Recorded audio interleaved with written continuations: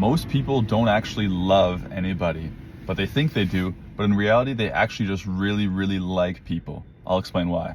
So love itself in the Bible is the word agape. It's the Greek word. It means unconditional, totally selfless, devoted. It doesn't have to do with me. It has to do with you. That's what real love is about. But in the world, everybody just talks about, oh, I love this person, I love you. And meanwhile, they act in selfish ways. They're not unconditionally loving. You know, people can be hurt and then no longer continue to love the person that they just said they loved. And if you really love somebody, you're going to continue to act in a selfless, loving way, regardless of how that person treats you, what the situation is. And so that's the real mark of love, if you can continue loving somebody even when they don't love you and when they don't treat you well. And that's what real love is. It's not necessarily when you just have a lot of emotion towards a person. So that's why everybody thinks they're in love. Meanwhile, their relationship falls apart in 3 months, or, you know, it's, oh, I love you forever. And then 4 years later, the couple is divorced. And that's what's so sad, because love needs to be completely unconditional, completely devoted, completely selfless.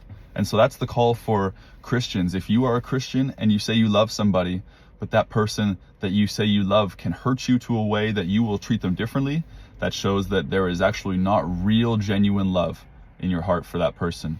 And it's just the way it is. It sounds harsh, but the reality is that God is the standard of love. The Bible says that God is love, and God never treats us the way that we have treated him. We've all turned our backs on God, all fallen away from God.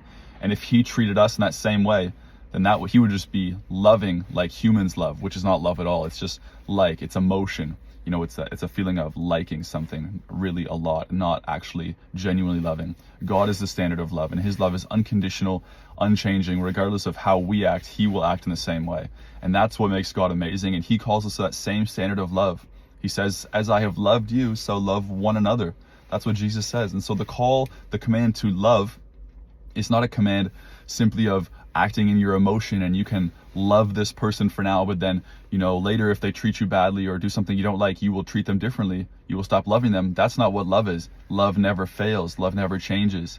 And so if you really love someone, it will drive you to act unconditionally, devoted in their favor. It doesn't take account of your own. And that's what is the opposite about God's love to the world's love.